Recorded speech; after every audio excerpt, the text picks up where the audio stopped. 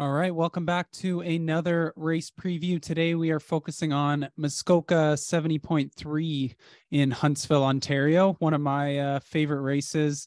It was my very first triathlon back in 2016, and I've done it about 3 or 4 times since then. So definitely holds a special place in my heart, and just such a great venue for a race. A tough, honest course, but a really fun one if you set yourself up for success and race smart on that course. So hopefully I can give you some tips today to help you do just that in your final weeks, as well as your prep for race day, as well as tackling the course itself.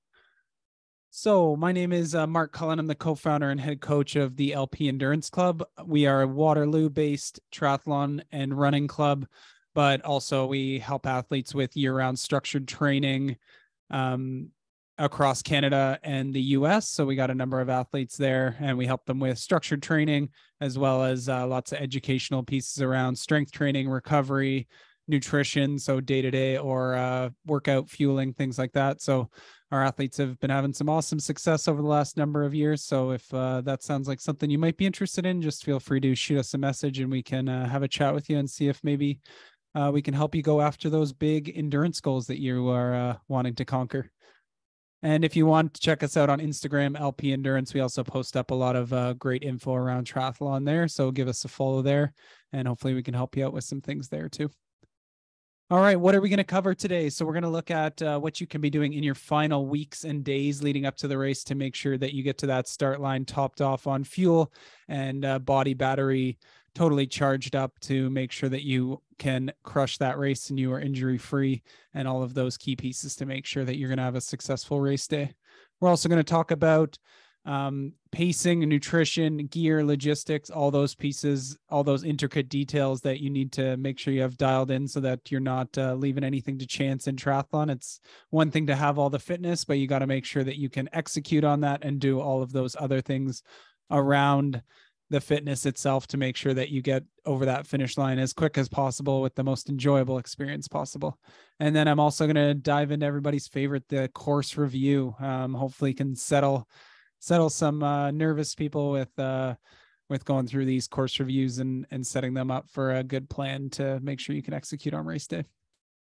All right, so let's talk about the final few weeks of training. So at time of recording here, and when we put this out, we're about 4 weeks out from 70.3 Muskoka at this point. So I'm going to focus on kind of these last first 2 to 3 weeks. So kind of those final key weeks of building fitness there. So a lot of times we have our athletes kind of doing their main peak weeks about 2 and 3 weekends out there. So usually kind of those 3 weekends prior to, we have them do like a bigger 70.3 brick. So it might be something like a 2.5 hour ride with a 40-minute runoff with a bunch of 70.3 pacing in the ride. So maybe something like 75 minutes at 70.3 effort in the ride, and then maybe 2x15 on the run for the brick run. And we're combining those two and then maybe doing a lighter ride or run on the Sunday after. But we do that about 3 weeks out from the race, and then 2 weeks out from the race is kind of our final longer weekend where we'll maybe do something like a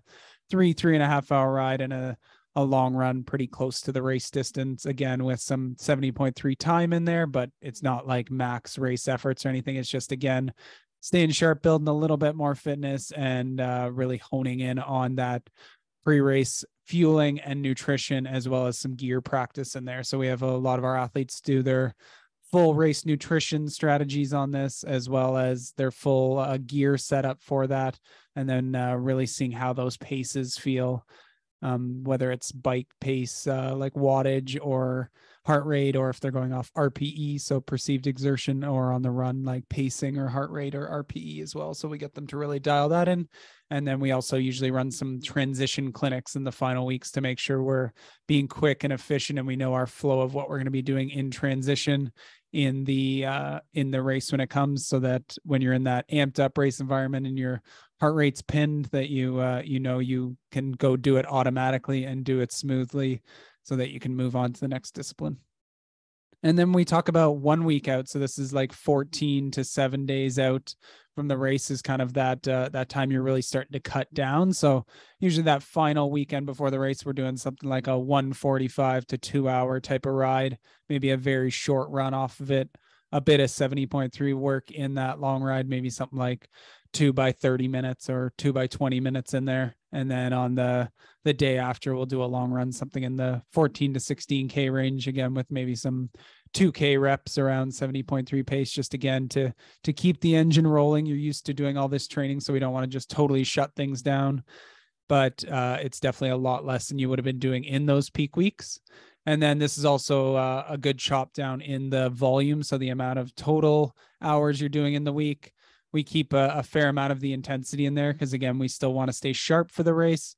And then we start to cut down on some of that strength training we're doing in there, and it really becomes more mobility and activation during that time. So when we talk about volume, we're cutting a good chunk down. Some of our faster athletes or people doing some of the bigger loads might only cut down by 30% because they know they don't need a very big taper, where some athletes may need to chop down to 50% to make sure that they're absorbing the training and recharging the battery for the race. And then when we talk about race week, not doing a ton during race week here, but again, it's not just like rest up until the race. You'll come into the race and your body will be very confused, and it'll take you half the race to get the body fired up if it ever fires up. So we still want to continue to do each of the disciplines during race week, usually something like 2 of each leading into the race that week, maybe a brick workout in there, but they're shorter workouts with some intervals, maybe at 70.3 pace, or some short intervals at kind of higher intensity than that. But the frequency of the workouts, so maybe if you're used to doing 4 bikes a week, you might only be doing 2 during this, and the duration is a lot less. Again, around our strength training piece, we're just really working on mobility. So making sure our key areas around hips, hamstrings, calves, those key areas are really nice and mobile for the race. And then just making sure our key muscle patterns are firing, again, like things like glutes and hamstrings and core and stuff like that. Just making sure those are continuing to fire so that when you get to the race, you're not, your body's not confused and it's firing on all cylinders.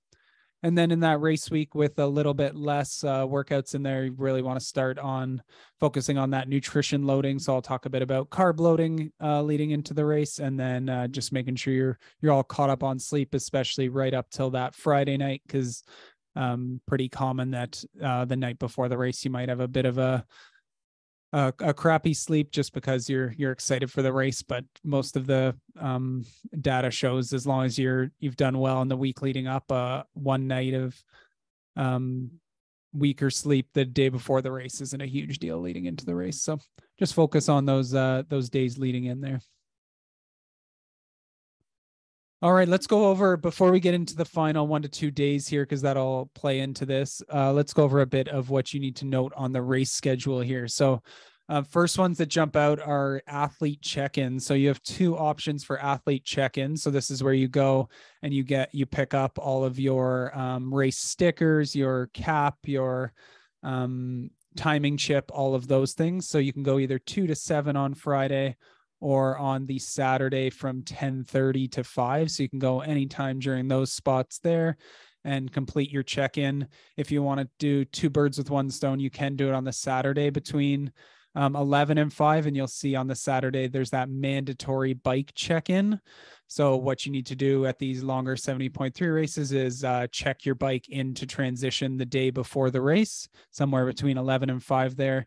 You have access to your bike the next morning, so you can pump up your tires, put all your nutrition there, set up your transition area. So don't feel like you need to have everything set up for the race morning, and you probably don't want to leave your race nutrition on your bike sitting in the sun all day.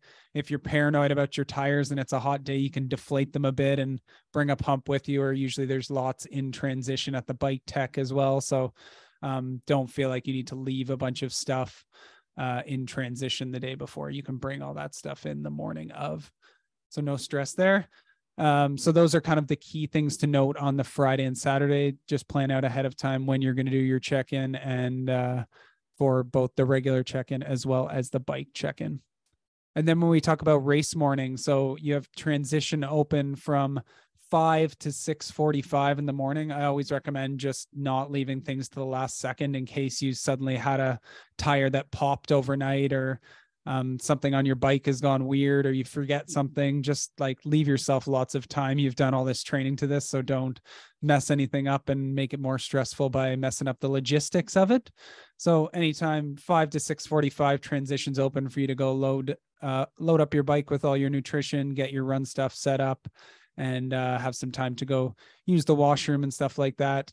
And then you got morning clothes gear drop off, which is right beside the swim start between 6 to 7:30. So you can drop that off kind of right before your wave starts. We'll talk about the swim starts in a bit there. But one thing to note is when you're walking from the transition zone to the swim start, it is probably like about a half K walk there, and it is on gravel. So it's probably a good idea to wear some sort of shoes there, and then shoes that you'll just leave in your morning clothes bag that you can drop off at the swim start there. So that's an important one. Don't destroy your feet walking over there.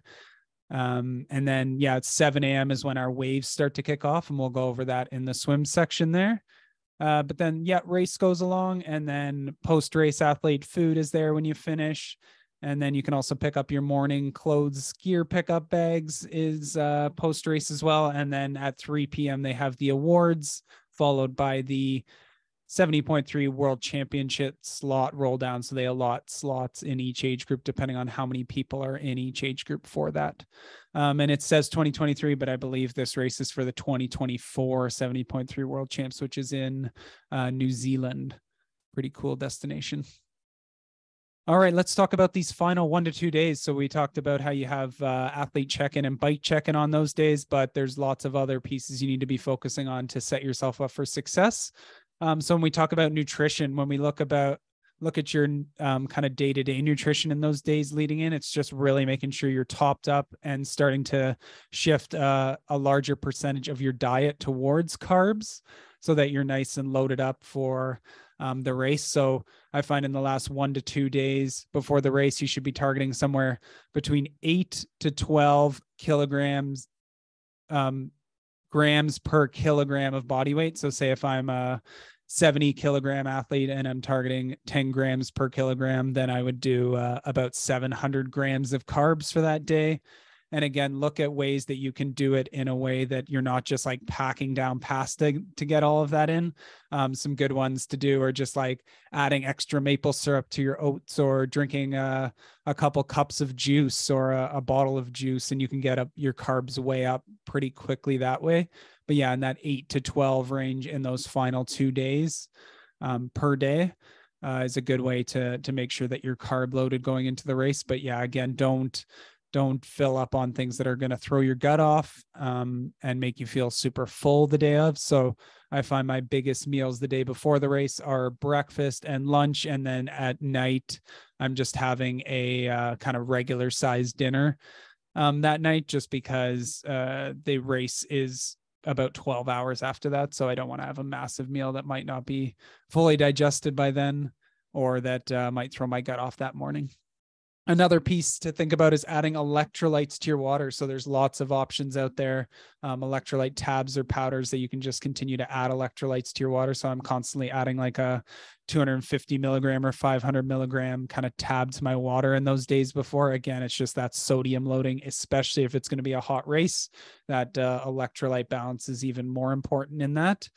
And then starting to limit some of the fats and fiber in those days. And just again on hydration, like adding electrolytes to that water instead of just chugging pure water. Because all you do if you chug pure water, you just start to fill up with all of that. And then you're just like essentially urinating all of your electrolytes out. So if you can add electrolytes to the water, you can actually load up a little bit and make sure you're not flushing your system of all of the hydration in there. And in the final 1 to 2 days, we want to be double checking all of our gear. So making sure everything is good on our bike. We got a nice clean bike. So clean bike is a fast bike. So making sure that your frame is all clean, your chain is clean. That is one I see that people give away so much bike power on by not having a nice clean drivetrain. Nice smooth one that you do a good degrease and clean on. And then a freshly lubed or waxed chain is super important there. You can give away like 30, 40, 50 watts if you're have a gunky drivetrain on there. So super important there. making sure that your laces are all good to go in your shoes. So your running shoes. So whether you're using those like elastic lock laces, or if you're just going to tie things up, but then also making sure your helmet straps all good to go, your wetsuit's in good condition, everything's good to go there, that you have goggles, aren't going to fog on you or break on you. And then making sure you have all of the nutrition that you're going to be carrying, and then charge your batteries. That is a huge one. There's so many electronics involved today, whether it's your Garmin watch, your bike computer, your power pedals, your electronic shifting for those who have it on your bike. Make sure those things are all charged is super important there as well. And when we talk about training in those last 1 to 2 days, it's usually a final short shakeout in each discipline. So what I do a lot of times is on the Friday, I'll do like a 35 to 45-minute ride with a couple pickups in there, and then maybe a 15-minute run off of there with 3 by a minute or something at race pace in there. That'll be my Friday. And then Saturday, I might do something like a 15 to 20-minute easy swim with a couple pickups in there as well. So again, just continuing to stay activated. You don't want to just shut your body down and then force it to wake up on the race morning. And then also logistically, so we talked about planning your check-in time and bike check-in to reduce your stress as much as possible. A big one to do if you haven't done many triathlons before is walking through the flow of transitions. So I would start with going to where the swim exit's going to be and walking that into where you would go into your transition area. So I would do this after you've racked your bike so that you know exactly where your spot is. But walk the swim all the way through and into transition of where, and then know the route of where you get to your bike. So whether you have to use certain landmarks, a garbage can, a certain sign, or whether it's the signs on the racks, you know what that sign is at the end of the rack that you need to do to find your bike. The amount of people I've seen lose their bikes in transition is pretty comical. So just when you come out of the swim, you're going to be all amped up. Your heart rate's going to be high. You're going to be a little dizzy. So just making sure that it becomes automatic, so you know how to get to your bike as quick as possible. And then also, as we talked about in the training, make sure you know those what your flow is when you get to your bike, so that when you get there, okay, helmet on, shoes on, sunglasses, and then I'm off. So just make sure always helmet first. They won't let you touch your bike or do anything else until you have that helmet on. So that should always be your first step when you're in T1. So swim to bike. And then right after that, knowing where you're going with your bike to that bike exit. And a note on this one for T1, when you're mounting your bike, it is on a slight uphill. So for those of you that maybe do the like flying mount with your shoes already on the bike, just be careful on that one, because you go right into an uphill and you lose all your momentum on there. So just plan ahead of that, and just know it tends to be a bit of a mess at that mount line there. So any way you can find kind of a clear area to launch yourself off is important. The amount of people I've seen get on their bikes and then maybe are fumbling around with their shoes or don't get clipped in and they're just wobbling by the start line. You could even maybe practice that the day before if you bring your bike there and see what that little uphill is going to be like. Is a very important one to check out. And then same thing for when you're going to get off the bike. Remember, now we're coming downhill back into transition. So again, if you're doing a mount there, just making sure that your brakes work well so that you can make sure that you're dismounting before the line. And then just a reminder for that T1, making sure you mount after the line. The officials will yell at you and give you a penalty if you are on your bike at any point in that transition side of the line. So make sure that you're mounting and dismounting at the correct times. And that's where checking out the athlete guide and attending an athlete briefing is a very important thing for these races, especially if you're a newer athlete. And then again, when we're talking T2, knowing the way back to rack your bike again, it'll look a little bit different because the number of bikes will be gone or people have moved stuff around. So make sure that you know where you're racking your bike. And then typically the run exit going out on the run is the same spot you would have come in from the swim. So just knowing the flow to get out there. And there's usually porta potties and an aid station in the transition area. So you can take that into account for your fueling plan. And then there's also a great race day checklist in the athlete guide as well to make sure you can check off all of your, make sure you have all of your gear there. And then also a good time to just mentally rehearse things like transitions and your different disciplines just to make sure you're in the right mindset and remaining calm for the race. And then a good final time to go through your race plan. So knowing what your swim plan is, and then also what power or pacing strategy you're going to do on the bike, as well as the nutrition. And then same thing on the run, what your nutrition plan is going to be, as well as your pacing strategy based on the course. And we're going to talk about what's available on course and some of the specific things around each of the disciplines coming up here.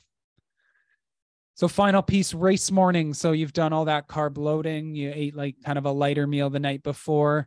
And then the morning of, you want to be up. So with a 7 a.m. start, you're probably getting up 4:30 and getting a good carb rich meal in before, ideally 2 to 3 hours before. My go-to is like a big bowl of oats with maple syrup, peanut butter, and some blueberries in there. And then I'm also sipping on a water and electrolyte drink during that. And then I'm also sipping on pretty much right up till about 15 minutes before the race, usually a sports drink that has some carb and sodium in there. Our club uses Precision Hydration and Fueling products, which are super awesome. We use that for all our pre and during workout stuff. So definitely recommend checking that out if you're looking for a good company to use there. And then gear, making sure you've anything that you haven't dropped off the day before, that you have that in your bags and packed for that morning, as well as the nutrition that you'll need to be bringing with you. So make sure you have all of that packed and walk through it the day before, so that in the morning when you're all excited for the race, that you don't make any mistakes and miss things there. So just make sure you have all that packed for each discipline and make it simple for yourself. Again, as I mentioned, arrive early. It never hurts to be a little bit early for these ones. There's nothing worse than being late and having to rush through and make mistakes in transition and then run to the start line. And all that does is add extra stress that you don't need on what's going to be already a tough day. So leave lots of time to use the washroom and get to the swim start. I would say at least like 20 minutes before your wave is set to go off. So if you can do that, you'll have some time to calm the nerves a little bit, and then get into your flow right away on the swim. When we talk about pacing and nutrition on these disciplines, so swim, trying to stay as calm as possible, keep that breathing down. So if you think of that long and strong, sighting well, staying on the course well. And then on the bike, most athletes are targeting somewhere between 78 to 85% of FTP, or the equivalent RPE. So RPE being probably something in the 6 to 7 out of 10, a strong effort, but not a super hard effort in a 70.3, because you still got to run, or off your applicable heart rate. Heart rate's different for every person, so you would have dialed that in during training. And then nutrition, bike is definitely the spot where you can get ahead of things, because heart rate's typically a little lower, easier to digest things. So most athletes are aiming between 60 to 90 grams of carbs an hour, around 750 mils of fluids, and 500 to 1,000 milligrams of sodium per hour. All of this is like per hour. So if you're doing a 3-hour bike leg, everything here needs to be times by 3. And it really is athlete dependent. So and conditions dependent. So a larger athlete typically, or a larger male, is going to probably be on the upper end of some of this stuff, where some of my smaller female athletes that I coach might need something like 60 grams an hour, 500 milligrams of sodium. And if it's a cool day, they might only need 500 mils of fluid. But those demands, especially from the sodium and fluid standpoint, definitely go up the hotter the day is, especially if you're starting to get to mid 20s up into the 30s. Like, you got to be pushing those limits a little bit higher. Some people might need closer to a liter, 1.2 liters of water an hour. Same thing with sodium. Some of the really heavy sweaters might need close to 1,200, 1,500 milligrams an hour.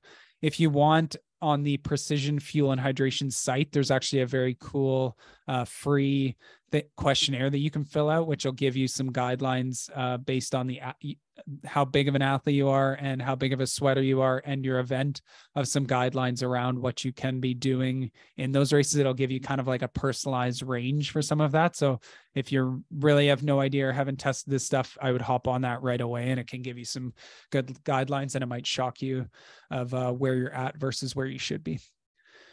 So when we talk about the run, when we talk about pacing here, you can't go out like it's just an open half marathon.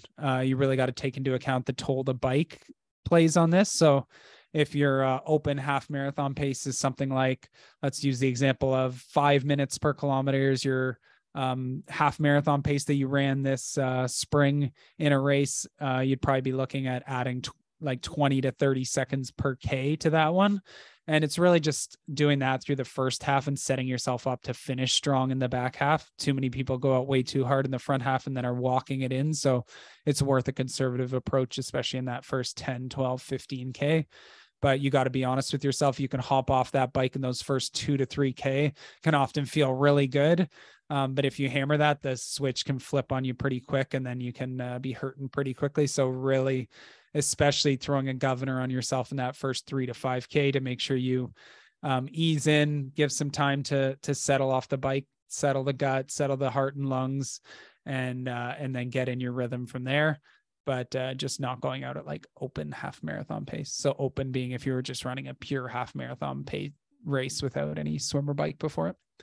So bike is where we do a lot of our fueling on, but we can't neglect the run because it's still a large part of the race as well, and a long duration. So you still got to be aiming for something in the 40 to 60 grams of carbs per hour range. So a gel, for example, is about 25 grams of carbs. So you'd be trying to nail at least like 2 of those an hour. So break that out. If you know you're going to be running 5-minute kilometers or something for your half iron pace, and you want to be taking one in every 5 to 6K type of thing.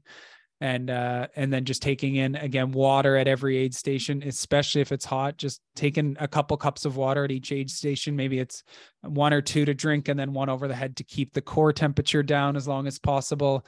And then just looking at some ways that you can top up on sodium, whether it's bringing something with you, like a small bottle that has like an electrolyte mix in it. There's like electrolyte salt pills you can take in as well. Or look at the options that are on course as well to see how you can top up. Again, if you can even get in that like 500 milligrams an hour of sodium. So say if you're running a 2-hour off the bike here, then trying to get in at least 1,000 milligrams of sodium. Again, higher if it's hotter is really important. Don't leave that, or you might end up with some cramping. Cramping can be a multitude of things, but sodium can be a contributor to it. Some of the other factors are like just muscle fatigue, of the muscle breaking down throughout the race. So it's not always purely to sodium, but do all the things you can. If you pace it well and stay up on the sodium, chances are you'll probably stay away from cramping. So just do everything in your power.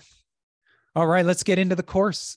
So Muskoka has a wave start on this one. So they're starting with the youngest age groups first at 7:00, and you can see the cap colors on each of those. So they have typically an in-water start for each of those groups. So just listen closely to the person on the mic calling your group up to roll into the water and be ready for your start time. But essentially it's going up by age every 5 minutes there. So some things to consider here. Remember that walk over to the start line takes a little while. So if you look here, the transition area was out over here on like Park Drive, and then you got to walk all the way down this road to the, it's Canada Summit Center is where the transition is. So you got to walk all the way down Camp Kitchen Road here to the swim start. So just remember that's 500 meters. That's a 5-8 minute walk to get over there. So make sure you leave yourself lots of time. So when we look at the actual course, it'll be in water start, and you're starting here. Remember, sun rises in the east. So that first little bit could be, especially at 7 a.m., could have some sun in the eyes on that part. So it's going to be super important to make sure you nail your sighting during that bit.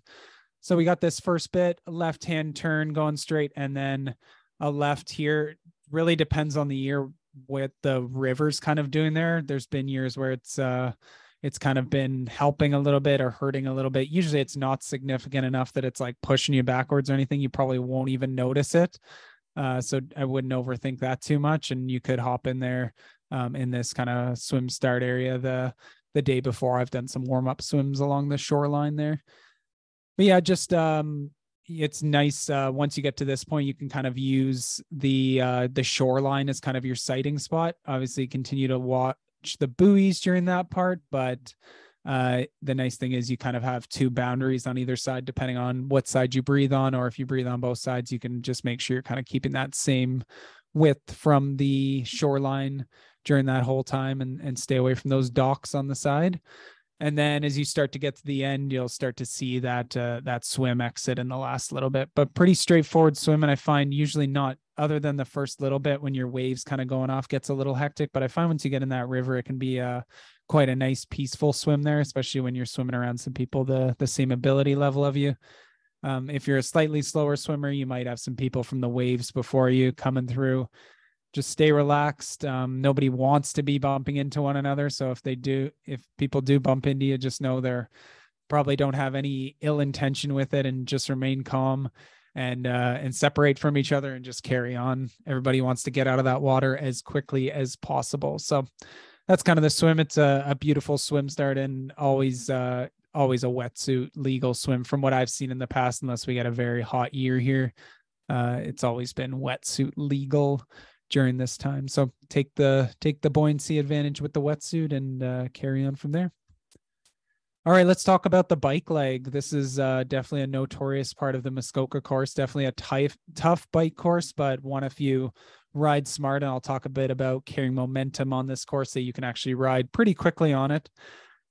So we got aid stations at 24 and 66K. So those are both in Baysville on the way out and back. And then there's also one at 46K right after the turnaround. And you got Gatorade, water, Cliff Bars, and fast food gels at that aid station there. So just know if you're going to be supplementing with any carbs, sodium, hydration on course, that you know how much you need to be grabbing and where you're going to be grabbing them. Doesn't hurt to be grabbing it earlier than later, just as a contingency plan. I use the example, like if I was planning for all my fuel to be done and I needed to use that 66K aid station, and suddenly I'm going by and I bobble a bottle and don't get something, then suddenly I'm without anything for the last 24K, and that could torch your entire day. So if I know I need that bottle really at 66K, I might be aiming to get it at 46, just to, if I can check it off there, perfect, then I have it. And then if not, I can grab it at 66 if I missed it there, and just really make sure that you're getting the fuel and hydration that you need. For those wondering, it's a 5.5 hour cutoff. You need to be done the bike by. That includes swim and bike total time. We talked a little bit about pacing the bike already and the fueling on those other ones, so I won't cover that again. But if you look here at the bike elevation map a little bit, you can see it's spiky on there. There's not really a flat part on this course. A couple little sections maybe out here on the 117 that you get in a little bit of rhythm, but for the most part, you can think of this Brunel Road as kind of the steeper up and down sections, and then the 117 is the long rollers up and down. So to note here, the first like 12 or 13K on Brunel Road here is really a net uphill. You can see right on the map here, it just continues to climb. So this is a really important part to manage your energy and not come out too hard. You still have a long day ahead of you, and I've seen too many people just hammer all those hills there. And then maybe you're okay to 45K, but then you're just like soft pedaling it in the rest of the bike, and then you're torched for the run. So just know it's going to be a little bit slower during especially that first 12K there, which is totally fine. It's an out and back course. You're going to get it back at the end. And the people who torched it hard in that first bit, you're going to be passing them at the end anyways. So if you can be patient in that early part of the bike leg and make sure you can even split the bike, especially from a power or RPE perspective, then that's super important. So you'll get over kind of that first 12K, then you get a little bit of descent here back down towards Baysville. And then when you get on the 117 is just the long rollers. So really focusing on, so I'll use an example for this of if your target for this race is 200 watts is kind of the average you're aiming for the race. So say that's your 82% of your FTP or something like that. That a lot of those really steep hills, if your target's 200, maybe you're keeping some of those steeper hills to 220 to 240, trying to keep it and not be zapping like 280, 290, because all that's going to do is continue to torch your legs.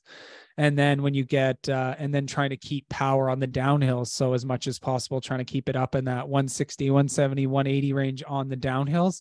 And if you can even out that power curve a little bit more, you can ride faster.